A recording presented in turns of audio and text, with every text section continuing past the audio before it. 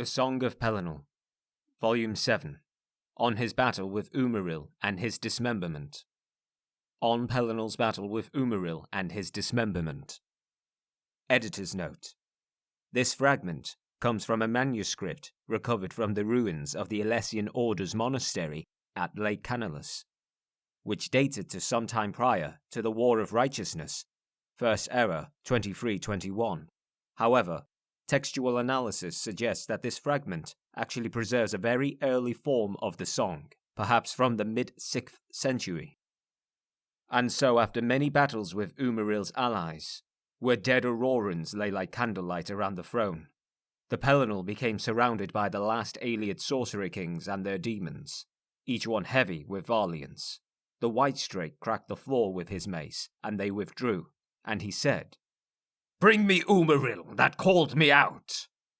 And while mighty in his aspect and wicked, deathless golden Umaril favoured ruin from afar over close combat, and so he tarried in the shadows of the White Tower before coming forth.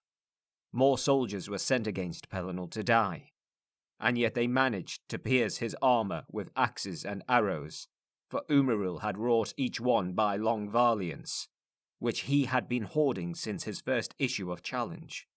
Presently, the half-elf showed himself, bathed in meridian light, and he listed his bloodline in the Ayleid Dune, and spoke of his father, a god of the previous Kelpers, World River, and taking great delight in the heavy breathing of Pelinal, who had finally bled.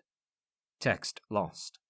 And Umaril was laid low, the angel face of his helm dented into an ugliness which made Pelinal laugh, and his unfeathered wings broken off with sword strokes delivered while Pelinal stood frothing above him, insulting his ancestry, and anyone else that took ship from old Elnathay, which angered the other elvish kings and drove them to a madness of their own.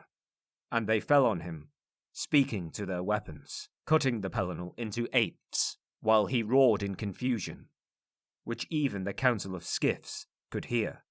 Text lost. Ran when Mor shook the whole of the tower with mighty bashing from his horns the next morning, and some were slain in overabundance in the taking, and men looked for more Ayleids to kill, but Pelinal had left none, save those kings and demons that had already begun to flee. It was Morihaus who found the White Strake's head, which the kings had left to prove their deeds, and they spoke, and Pelinal said things of regrets. But the rebellion had turned anyway, and more words were said between these immortals that even the Paravant would not deign to hear.